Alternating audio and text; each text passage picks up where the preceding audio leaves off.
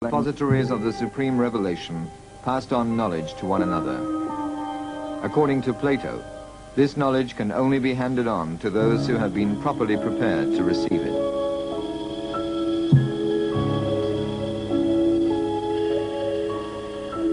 The great sage of ancient Egypt, Imhotep, the initiator of his pharaoh, and the creator of the first pyramid in Saqqarat 5,000 years ago, is thought to be one of the initiates the Druze lay claim to, along with Hermes Trismegistus, Melchizedek, Pythagoras, Plato, and Aristotle.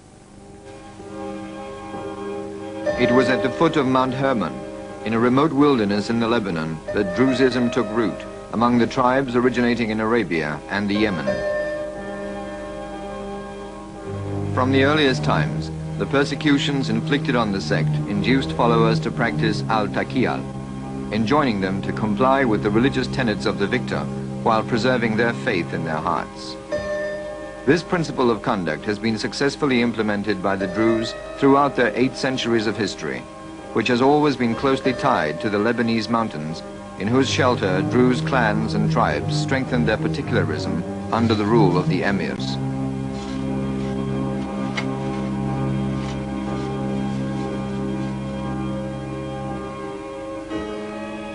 Emir Fakhr ed-Din's arrival in Florence in 1615 awakened the interest of European courts.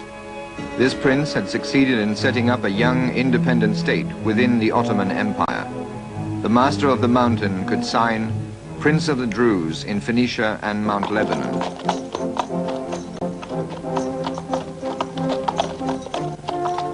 A century later, decimated by rivalries between emirs, the exodus began for families, clans, and tribes. Thus started the Druze settlement of Horan Jebel in Syria. Other exoduses were to follow, particularly in 1860, after the intervention of a French task force siding with the Maronite.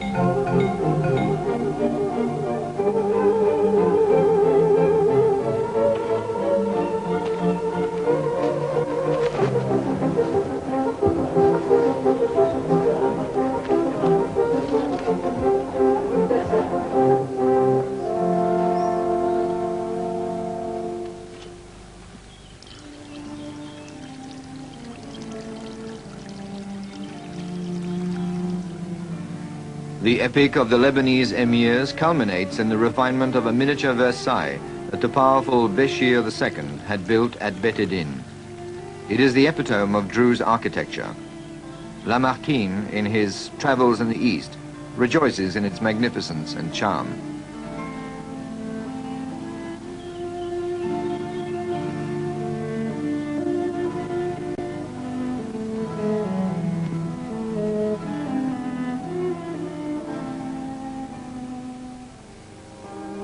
In 1925, the time of the French mandate over Syria, when a Jebel nobleman rejected French tutelage and the offer of an independent Druze state.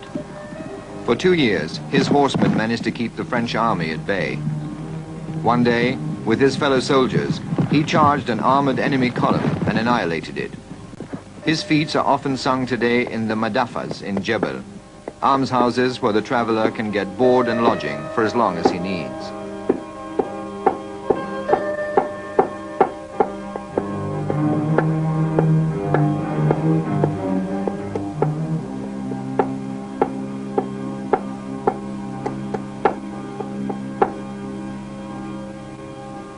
Today, within the world of Islam, the Druze constitute a highly specific community, numbering nearly 500,000, 250,000 in Syria, 150,000 in Lebanon, and 40,000 in Israel. The Druze people are therefore at the very heart of the Arab-Israeli conflict. This situation is all the more tense as the Druze practice al-taqiyal, a teaching whereby they espouse the cause of their respective countries while inwardly retaining their Druze faith.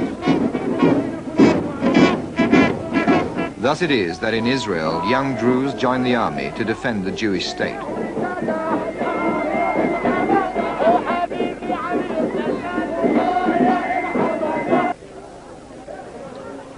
At the funeral for one of their number, an Israeli minister is to be seen side by side with the head of the community, paying tribute to the deceased.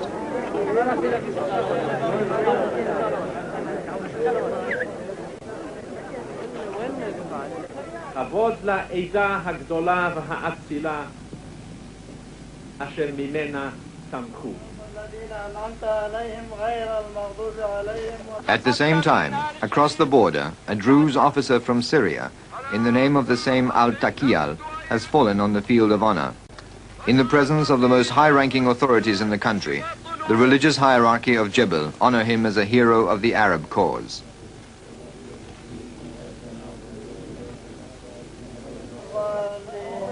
Finally, in the Lebanon, Kamal Jumblat, head of the Lebanese Druze community and a politician enjoying great prestige, chose to side with the Palestinians against Israel and subsequently against Syria. He was to be assassinated at the height of the civil war. His death was mourned by all the Druze as a national loss, for beyond the closed borders of the 20th century, Druze solidarity still rules their hearts.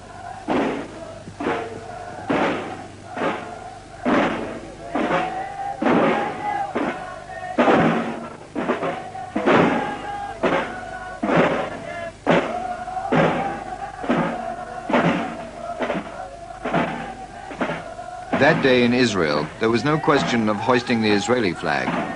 Only Druze colors were displayed, signify the various rungs on the initiatory ladder. Nonetheless, these outward appearances are of little importance for the Druze, for the level of communication between the initiate and God depends on his level of knowledge. Your meditation is worth what your being is worth, said the sages. Your God is the God you deserve. He betokens the light or the darkness of your being. Initiation is also accessible to women, as the Druze consider their companions with great respect. They are not inferior or impure beings. Quite the contrary. The Druze woman can reach self-fulfillment by the same route as the man.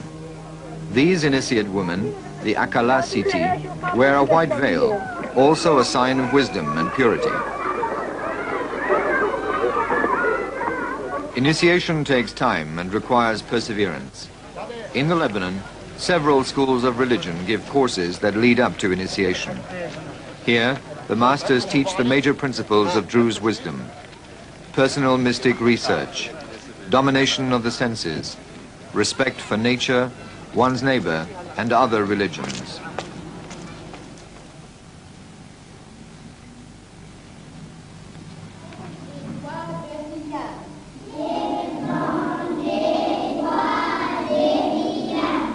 And when, around his 40th year, the Druze has attained wisdom and achieved spirituality, the doors of the Khalwas will open to him, houses of meditation, often in remote mountain areas.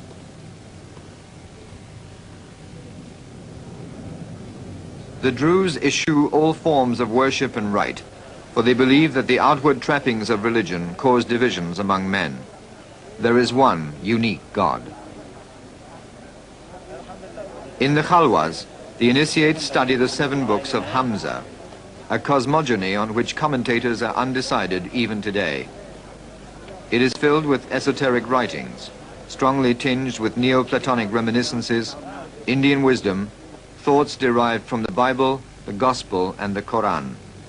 It is claimed that the initiates even have ancient sacred texts in their possession. Might it be to the Druze that the supreme revelation was given to assume world government? The initiates are convinced of this. Paradoxically, however, they remain turned in on themselves and show no desire to proselytize. They possess the knowledge, but remain silent, because they know that the truth may only be revealed when mankind is ready to receive it. It should therefore come as no surprise to you if in the Druze mountain villages of Galilee, the Lebanon, or Syria, you were to meet some of these wise men, almost a century old, who are capable of talking of Plato, the religions of the Hindus, Jesus Christ, or Muhammad. But they are not inclined to talk about their own beliefs. They are bound to silence under the Katan, the inviolable secrecy towards non-Druze on all matters related to their revelation. The Druze are particularly attached to simple, humble tasks. They have what one might call the virtue of hope, as for them there is no suffering which is not touched with joy.